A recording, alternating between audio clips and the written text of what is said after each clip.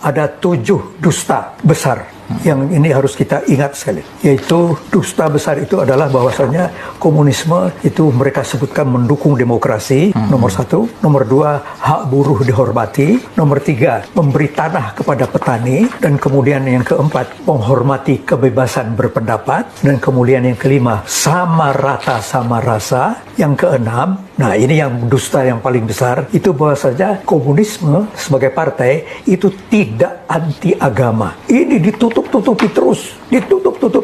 Dalam kesempatan ini, izinkan saya mengutip saja di sini, itu apa yang dilakukan oleh Lenin. Lenin di dalam waktu pendek beberapa belas tahun saja telah membunuh 28 uskup, 1.200 pendeta, dan 800.000 muslimin orang Islam. 28 uskup, 1.200 pendeta, 800.000 muslimin. Kemudian gereja mereka runtuhkan. Berapa jumlahnya gereja itu? 9.000 gereja. Kemudian masjid-masjid itu dirobohkan, dibakar. Berapa jumlahnya? 30.000 masjid. Gereja pada waktu itu di Rusia habis 90%. Masjid 99%. Diikuti oleh PKI di Indonesia tahun 48 dan tahun 49. Di Surabaya ada masjid namanya Masjid Rahmat di kawasan Kembang Kuning. Itu masjid dibakar. Dan kemudian ada sebuah masjid yang menjadi kesayangan dari publik di Trenggalek. Nah itu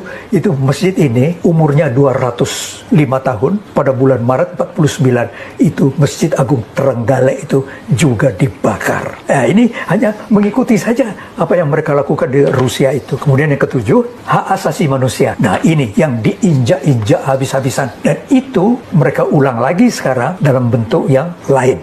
Iya. Selama 74 tahun itu mereka dari 29 langkah itu, langkah yang ke-28 ke-29 itu mereka membantai umat manusia sebanyak 120 juta manusia.